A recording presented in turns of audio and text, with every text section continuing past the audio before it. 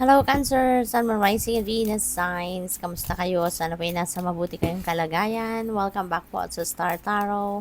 Kung bago kayo dito, welcome din po kayo. Thank you for your support. And please subscribe, like, share my videos, and leave me a comment po kung nakaresonate kayo. Thank you. Paunang mensahe po ninyo, Forest. We have muddled and a clear thinking. Ayan, Cancer. Naguguluhan, no? Walang direksyon ngayon ang isip ninyo. Siguro dahil ang dami ninyong iniisip, no? So you can't figure out ano dito yung dapat na unahin ninyo. Kaya gulong-gulo kayo. There are so many distractions din siguro, no? Kaya ganyan ang nararamdaman ninyo. So what else? We have Feather. Someone you know is undependable and insincere. Ayan. So, someone you know. So, kakilala nyo to. Pwedeng kaibigan, pwedeng person ninyo, anak ninyo, pwedeng katrabaho, 'di ba? Kapamilya, relative, no? Na madidiscover ninyong hindi siya mapagkakatiwalaan at hindi siya sincero sa iyo, no? So parang nagsayang kayo ng emotional investment dito sa taong ito. Kaya pwedeng madismaya kayo, no? Ma-disappoint kayo sa taong ito.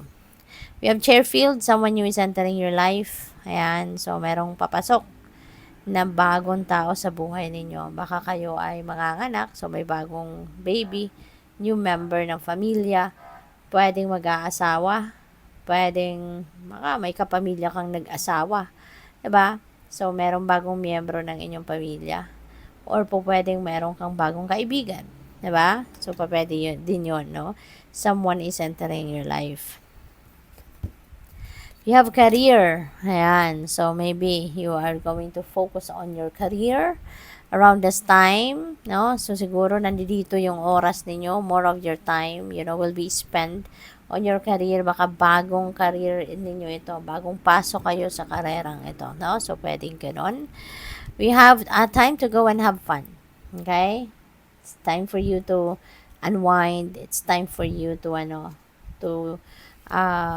tawag nito, mag-enjoy kasama ng mga kaibigan, kasama ng mga katrabaho, yung gano'n, no? So, it's time to balance your life.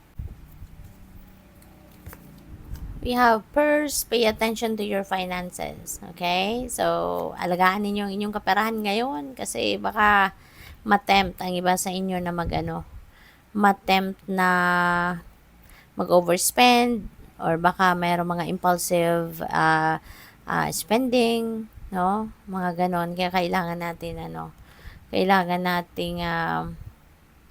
bantayan, no? Yung paggastos sa ngayon. At saka, alam mo na, bantayan din ninyo yung inyong mga savings talaga. Because you never know, diba? Baka may mga scammers dyan, may mga mambubudol dyan. Ay, nako, kailangan pag-ingatan ng kaperahan, kayamanan, mga ganon.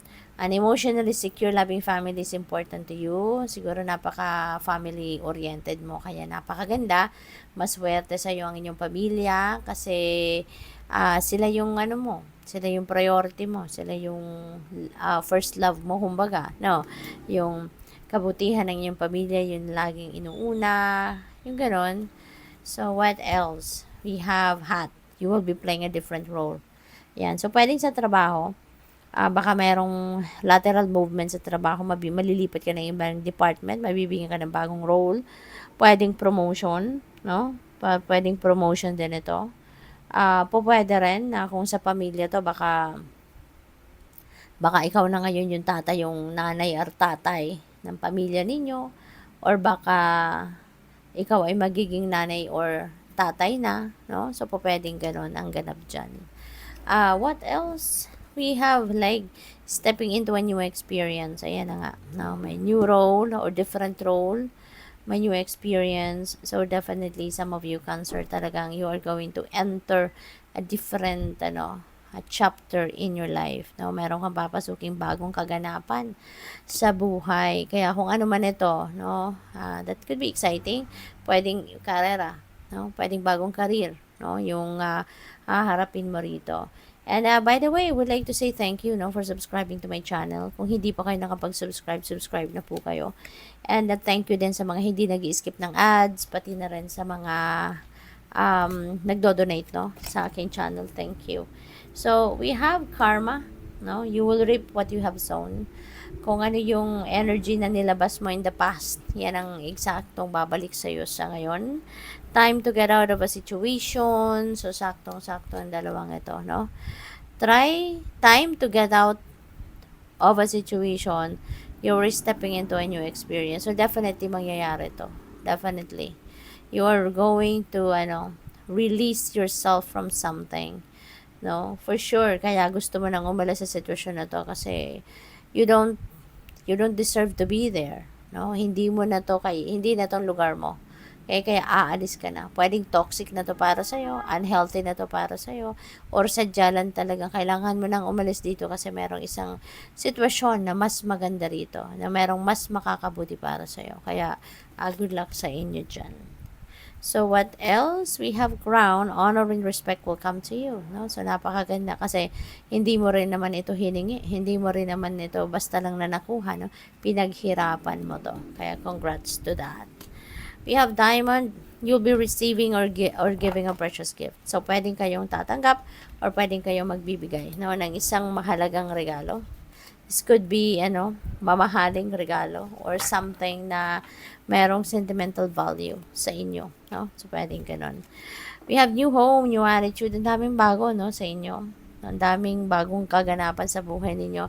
So, may bago kayong bahay, may bagong tahanan, meron kayong bagong uuwian.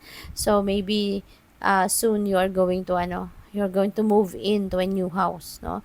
Yung bago ninyong titirahan. Or po pwede rin, ang iba sa inyo may bagong pag-uugali, bagong attitude, no? Na i-adapt din sa ngayon. What else? We have courage, a journey, either physical or mental. Ayan. So, marami siguro kayong iniisip, no? Marami kayong na-strategize, marami kayong pinag-aaralan, maraming laman ang isip ninyo, maraming discarding ginagawa siguro, pagpaplano ang ginagawa sa ninyo, or pwede rin na physical, journey. Pwedeng, may travel na gagawin ng iba sa inyo. Okay, good luck. Thank you for watching. Love and light. Namaste.